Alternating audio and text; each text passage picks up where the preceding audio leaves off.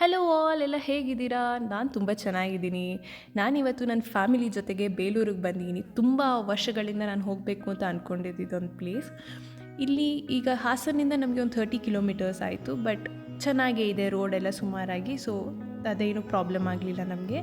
ಇಲ್ಲಿ ಕಾವಿಂಗ್ಸ್ ನೋಡೋಕ್ಕೇ ನಮಗೆ ಒಂದು ಇಡೀ ದಿನ ಅಲ್ಲ, ಒಂದು ವಾರ ಪೂರ್ತಿ ಕೂತ್ರೂ ಮುಗಿಯಲ್ಲ ನನಗೆ. ತುಂಬ ಚೆನ್ನಾಗಿತ್ತು. ನಾವಿಲ್ಲಿ ಗೈಡ್ ತೊಗೊಂಡ್ವಿ. ನಾವು 5 ಜನ ಇದ್ವಿ. 500 ರುಪೀಸ್ ಚಾರ್ಜ್ ಆಯಿತು ನಮಗೆ. ಅದು ಮಿನಿಮಮ್ ಚಾರ್ಜ್ ಕೂಡ ಅಂತ ಹೇಳಿದ್ರು. ಇಲ್ಲಿ ಕಾರ್ವಿಂಗ್ಸ್ ಇಲ್ಲಿ ನೋಡ್ಬೋದಲ್ಲ, ಇಲ್ಲಿ ಲಿಸರ್ಡ್ ಮುಂದೆ ಒಂದು ಜಾಕ್ ಫ್ರೂಟ್ ಮೇಲೆ ಒಂದು ಫ್ಲೈ ಇದೆ, ಅದನ್ನ ತಿನ್ನೋಕ್ಕೆ ಲಿಸರ್ಡ್ ಬಂದಿರೋದು. ಅದೆಷ್ಟು ಚೆಂದ ತೋರಿಸಿದ್ದಾರೆ.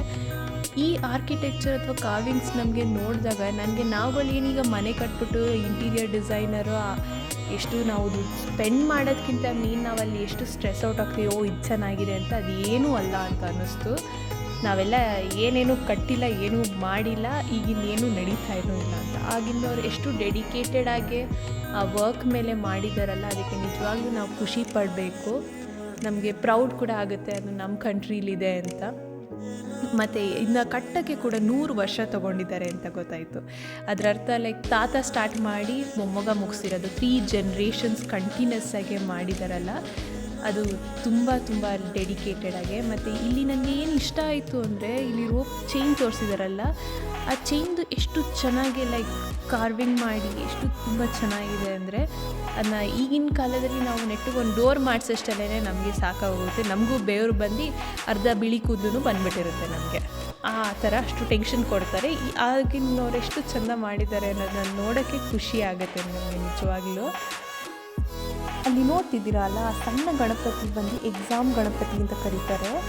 ಮಾರ್ಚ್ ಅಥವಾ ಏಪ್ರಿಲಲ್ಲಿ ಎಲ್ಲ ಕಾಲೇಜ್ ಮತ್ತು ಸ್ಕೂಲ್ ಮಕ್ಕಳು ಬಂದು ಏನೂ ಓದಿರಲ್ಲ ಅಂದ್ಕೊಳ್ಳಿ, ಹಿಂದಿನ ದಿನ ಬುಕ್ಕು ಸಮೇತ ತೆಗ್ದಿಲ್ಲ, ಬಂದು ಕೇಳ್ಕೊಂಡ್ರೆ ಈ ಗಣಪತಿ ಪಾಸ್ ಮಾಡ್ತಾರೆ ಅಂತ ಅಲ್ಲಿ ಒಂದು ನಂಬಿಕೆ ಇದೆ.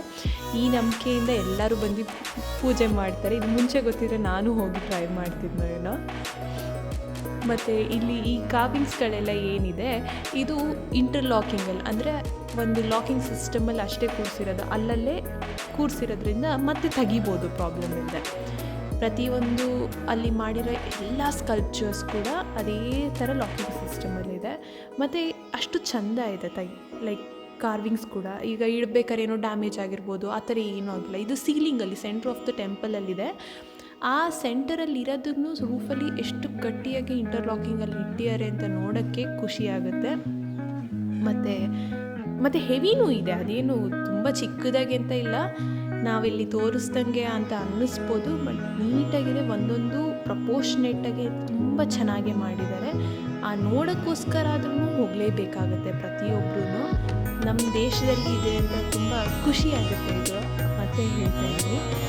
ಮತ್ತು ಇಲ್ಲಿ ಕೊಳ ಇದೆಯಲ್ಲ, ಈ ಒಂದು ಕಲ್ಯಾಣಿ ಕೊಳ ಅಲ್ಲ ಸಾರಿ, ಸೊ ಈ ಕಲ್ಯಾಣಿ ಬಂದು ಹಸಿರು ಕಲರ್ ಇದೆ. ಯಾಕೆ ಅಂದರೆ ವಿಷ್ಣುವರ್ಧನ ರಾಜ ಅವ್ರು ಬಂದು ಅಲ್ಲಿ ಹಾರಿದ್ದು ಅಂತ, ಅವರು ಲೈಫ್ನ ಎಂಡ್ ಮಾಡಿದ್ದು ಅಂತ. ನನಗೆ ಅದಕ್ಕೆ ಮುಂಚೆ ಗೊತ್ತೇ ಇರಲಿಲ್ಲ ಯಾಕೆ ಕಲ್ಯಾಣಿ ಗ್ರೀನ್ ಕಲರ್ ಇರಲ್ಲ ಅಂತ.